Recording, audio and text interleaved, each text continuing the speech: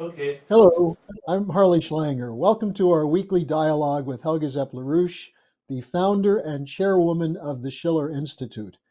Helga, this has been a very busy last couple of days for you with more to come, starting with the dialogue with the Diane Sayre on Sunday, and then yesterday, the very significant international dialogue on Merkel and the lies around the Minsk Accord.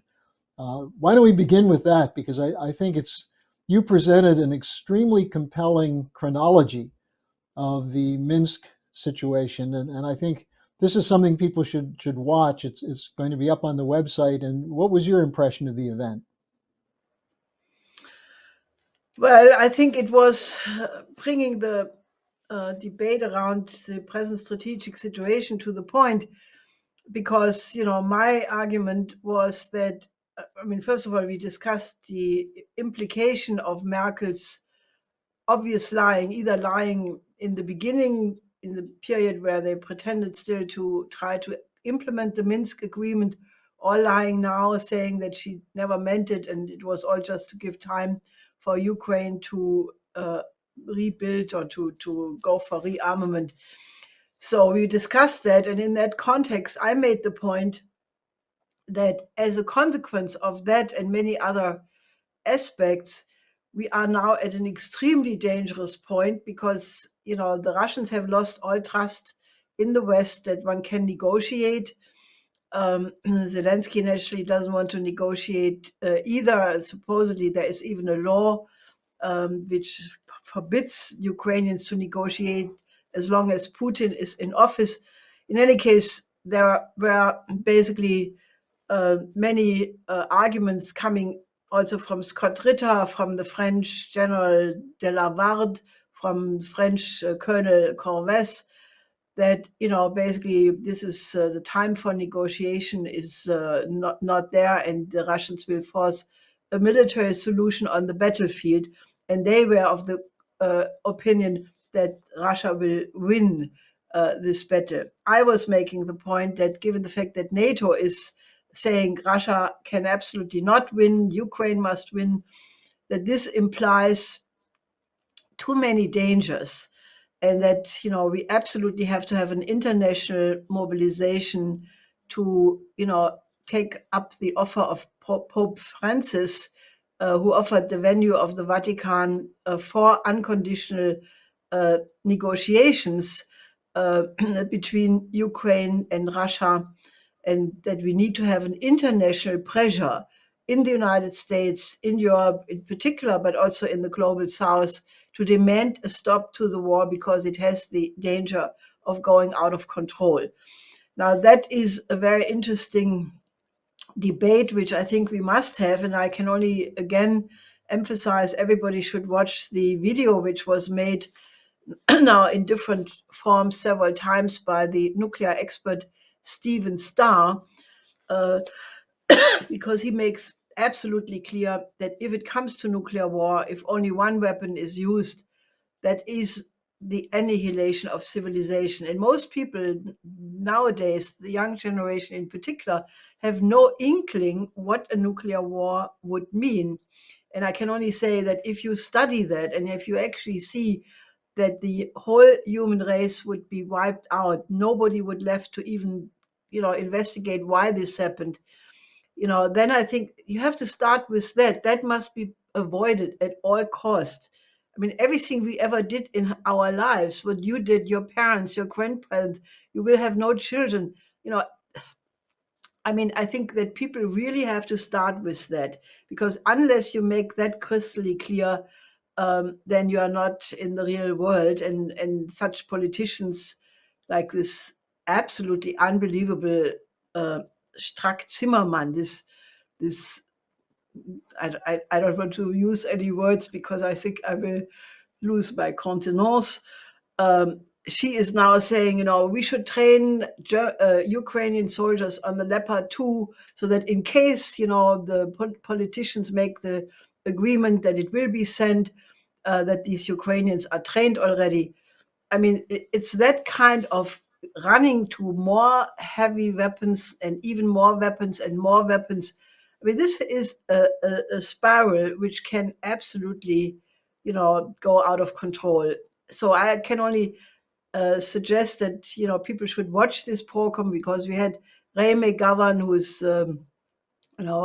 said many fascinating things, including about the political experiences he made in Germany. Scott Ritter, who obviously is person knowledgeable about these matters, and these two French military. So I think it is a debate which must be continued, because what is lacking, is a public awareness of where we are at. So that is what I think needs to increase. Well, and the public awareness can be enhanced by people going to the schillerinstitute.com website, watching this, sharing it, and getting the story out, because every single day there are new developments that threaten the war to break out internationally.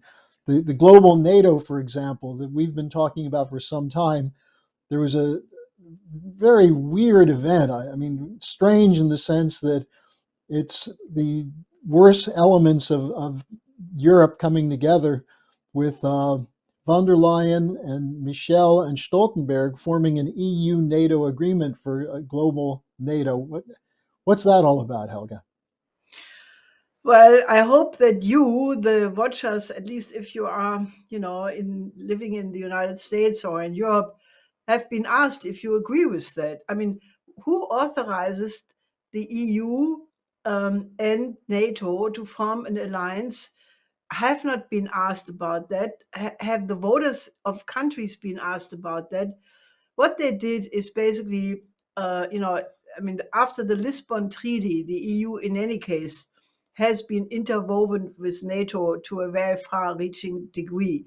But this is going even a step beyond that, and it basically says that every uh, country which is part of either one of the other alliance, that they will share now their concern about the aggressive Russia, the increasingly aggressive China, and basically, if you look at the 14 points they agreed upon, it means that anything which happens to global NATO, because that's what NATO wants to become and what is NATO actually working on. This was discussed at the Madrid summit last summer. It basically means that every citizen will be involved in whatever happens with global NATO. If there is going to be a new showdown with Taiwan over, with China over Taiwan, or any other global event, it will affect all of Europe. And I have not been asked if if that is my wish. So I find this typical, and it's one more example why supranational institutions should not have such a total power, because it completely eliminates the agreement of the individual. We need to go back to sovereignty, because that is the only way how nations, how individuals can participate in self-government. So I think this is a very ominous development, especially because Stoltenberg, in a radio show earlier last year, has indicated that he wants to change the Article 5 of NATO. I don't think they have done it yet, but there are clearly plans to do so. As you know, Article 5 so far defines the condition that if one member of NATO is being attacked, it's an attack on all, and all of NATO will respond. So Stoltenberg wants to change that to say that, given the fact that the nature of war has started, that it's now cyber war and hybrid war, basically this Article 5 should allow preemptive attacks, to counter those threats. Now that's a rubber paragraph, that will give basically NATO the same kind of uh, ability to go for preemptive action, what Biden basically agreed to for the United States. All of these developments are highly, dangerous and highly undemocratic. There has been no public debate. I don't think that any parliaments were consulted and discussed that. So I think it's very urgent that there is a public awareness of these changes to go in the direction of establishing a global NATO dictatorship. And as you know very well, Annalena Baerbock, the German foreign minister, said she doesn't care what her German voters think. We're going to fight this war to the end. Now, she just went to Ukraine to promise more weapons. What do you know about that? Well, I think, this is, again, I think one of the useful elements of this program, which we had yesterday, is where Ray McGovern pointed to the fact about the immense cost of all of these weapons. And he, in a very plastic, or German word plastic, in a very concrete way, described, how all these billions could be used for schools, hospitals, urgent repair for infrastructure in the United States. But actually, the same goes for Europe. I think altogether the United States have now spent 112 billion on weapons to Ukraine. The EU, some which is not quite as high, but going in the same direction. Now, who gets that money? Do the Ukrainians get it? No, it goes all to the military industrial complex, the people who produce all these missiles and other tanks and other vehicles. So it is actually a tremendous way of filling the pockets of the military industrial complex and those firms which produce this, plus their corresponding representatives in Wall Street and the City of London and in other such places. I think we have a real crisis of democracy, to use a known term, because it is a fact that the governments no longer care about what the wish is of the population. I mean, one example, for example, in Germany there are polls now, and polls are problematic, but since they go in the opposite direction of what the public is, one could take some credibility in them, namely that the vast majority of people in Germany are against sending more weapons to Ukraine. Is that being reflected in the policy of this Baerbock? No, obviously not. In the same way, the majority of the population in Germany is to keep the nuclear power, not only to keep those nuclear plants which are still functioning, to keep them running, but to reopen some of the nuclear plants which have been turned off already because of the energy crisis and the exploding, inflation as a result of it. Does that have any impact on this so-called economic minister Habeck? No, it doesn't. I think this is high time that we have a mobilization of state citizens, and that people, when their country is being dismantled in front of their eyes, we have to have a protest against it and not allow this to happen. I mean, this is the existence of Germany as an industrial power, and I mean, Germany is being fully drawn into this, and even Spiegel, which is a magazine which got its license from the British when Germany was still an occupied country, and I think that reflects probably up to the present day. Even Spiegel said that after the German government made the decision, Scholz made the decision to send the Marder tanks to Ukraine, Germany officially, according to international law, has become a war party. Now, what does that mean? It means that if there is any continuous escalation of this conflict, Germany will be, a target and not survive. That's my view.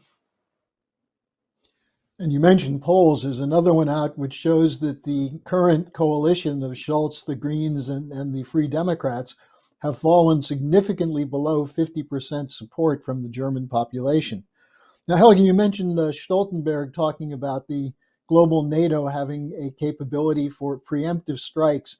I want to talk about the UK-Japan agreement, but it's worth noting that Lieutenant General James Bierman, who's the chairman or the court commander of the Marine forces in Japan, talked about the Ukraine war as a model for what must be done to contain China.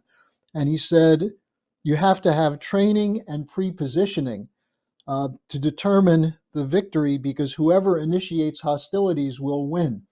So now we see the UK and Japan, an infamous past relationship. What is going on with this? Well, Kishida was in London and they agreed on something called a reciprocal agreement, access agreement, which basically means that each country has the right to deploy forces in the other one. And, it is a remnants of a war plan which these two countries had in the 30s called War Plan Red and War Plan Orange, which at that time targeted the United States. Now, obviously, this time the United States is part of it because of the AUKUS plan.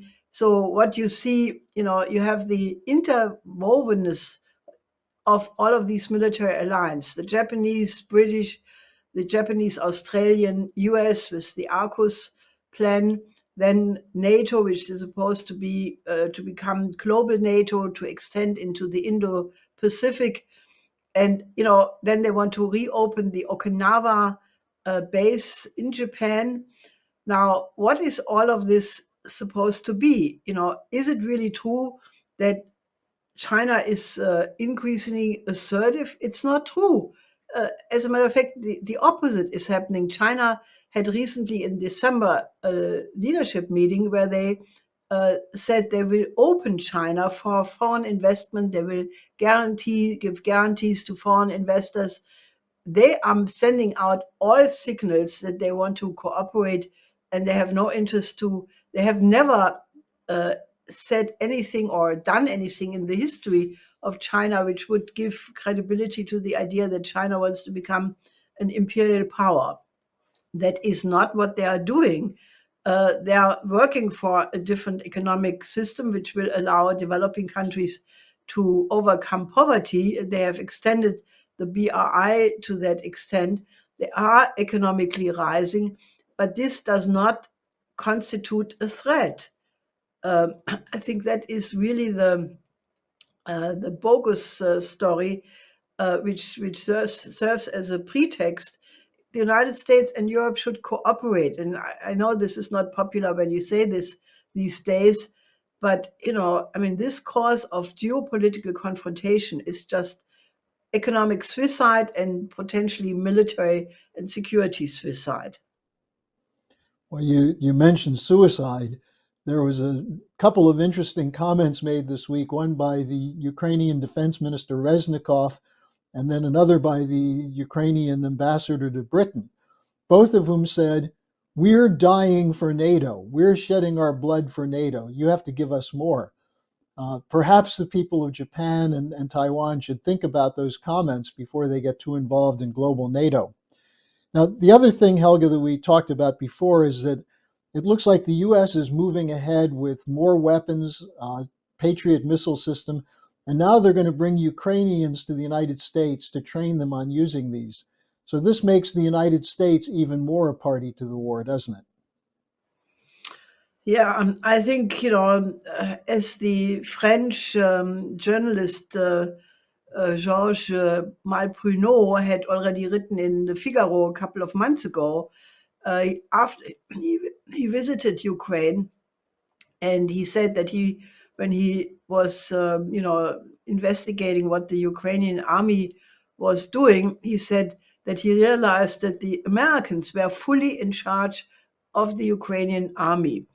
That's a French journalist of one of the most, the official newspapers of France. So I think there is no question that we long have moved. This is not something between Ukraine and Russia. This is between NATO and Russia, and therefore it does have the implication. What does it mean when the two largest nuclear powers are in such a confrontation? I mean, both of them have between 1,000 and 1,500 IBCMs and similar rockets in launch on warning. And if this goes wrong, within minutes, Medvedev, the former president and prime minister of Russia, had put out a statement that since the beginning of this year, hypersonic missiles, the Zircon missile, which goes with a Mach 9 speed, which is highly maneuverable, that is now in front of all the coasts of NATO members. Now, I have not seen any broad discussion of that, but the implication of that is that we are minutes away from a potential Armageddon, and people are not discussing it. I mean, I think this is something which urgently has to occur. Now, going back to China, the Chinese are definitely discussing this. There was a Chinese spokesman who ridiculed the idea of China as a threat. What's the general sense coming from the Chinese leadership in the midst of this situation? You mentioned the openness to collaborate, that they still are more than happy to have an inclusive relationship, but what's the response to this threat from Japan, AUKUS, and so on? Well, I think the undeniable fact, which was reiterated over the holiday period again by Xi Jinping and Putin, is that the strategic alliance, including the military alliance between Russia and China, is absolutely cemented. And that is a factor which anybody in the West better takes into account, because that unites the economic power of China, which, by the way, is under these circumstances also building up its own military very rapidly. However, unites the economic power of China with the military power of Russia. And I think that is a combination. If you then think that the global south is moving very quickly to, or has moved already to be allied with the BRICS, that there are 19 countries who want to be members of the BRICS. The BRICS already has a GDP which is higher than that of the G7. If you add those 17 countries, which includes, large countries like Indonesia, Egypt, Nigeria, Argentina, then, I mean, we are now in a showdown, and we must find a way to get in a different domain, because as long as we stay in this geopolitical confrontation, the fate of humanity hangs by the famous thread. In addition to the proposal from the Vatican to serve as a venue for talks, there's been talk now of the new president of Brazil, Lula, as a possible mediator. Also, Erdogan continues to play a role. So how realistic is it, Helga? I know this was the center of the debate in these events the last couple of days, but how realistic is it that the Western countries could be induced or forced by their populations to engage in negotiations? Well, if you look at it as a commentator, you would say that the chances are very slim, if not tending towards zero. However, if you proceed the way I have suggested, that you really start absolutely without cheating your own opinions, without making illusions. If you look at where we are at in terms of the possible extinction of civilization, you start with that, and then you come to the conclusion that you better change the attitude in the Western countries, or else I mean, we may go down the road to absolute extinction. So the call we have issued, I mean, this was parliamentarians from Latin America calling actually not only on all parliamentarians around the world, but also to their constituencies, to ask support for the offer of the Pope that the Vatican be the venue of such negotiations. So the aim is not to convince the Pope. The Pope already offered it. He met over the last days with Prime Minister Meloni from Italy, and also Cardinal Zuppi, who is the head of the Bishops' Conference in Italy, reiterated the urgent call for dialogue. You don't have to convince them. That's not the aim of this initiative. We have to make clear that the majority of the people, when you would ask them, do you want to go that road of confrontation, they would say no. And that is what we have to catalyze. And we have to have, a discussion about the danger. When we had the middle range missile crisis in the beginning of the 80s, there were hundreds of thousands of people in the streets warning of World War III. This time it is so much more dangerous, and there is no public debate or very little public debate. And I think that is the aim of this initiative. And therefore, I would ask you, sign this letter to the Pope, get it around to other people concerned about the issue of war and peace. And, let's have a discussion of how to get out of this. The first thing is we have to have an end to the war. I know neither Russia nor the other side right now is willing to do it, but that can only be changed if there is a popular demand big enough to force it. And then we have to move very quickly to a new international security and development architecture, which takes into account the interest of every country on the planet. Either we make that jump, that shift, or the fate of humanity is dubious. I think it's clear also that the populations in the Western countries are not doing very well economically. We have a strike wave in the United Kingdom, nurses walking out in New York City, inflation continues in record levels, so there's a lot of ferment. And now is the time to not just get people stirred up, they're already stirred up. Give them solutions. And I think, Helga, that's the intention you have with the events that just took place and the events coming up, with including a Schiller conference in early February. Yes, actually, you should put this on your calendar already, that we will have an international Schiller conference probably either on the 4th or 5th of February. So we are trying to, assemble forces across the globe who basically, discuss, and, what could be a more important issue than to get well-meaning people, intellectuals of, different countries, to actually discuss and map out what should be the order, how mankind orders its affairs. I mean, this was a subject of the Federalist Papers in the early time of the American Republic, where people discuss, what does it mean to self-govern? That is a very urgent issue for the world, not just within a country, but among countries. And as I said, the 150 countries are right now working with the Belt and Road Initiative, and they are basically insisting that, the 5 principles of non-interference and peaceful coexistence should be the basis, the UN Charter.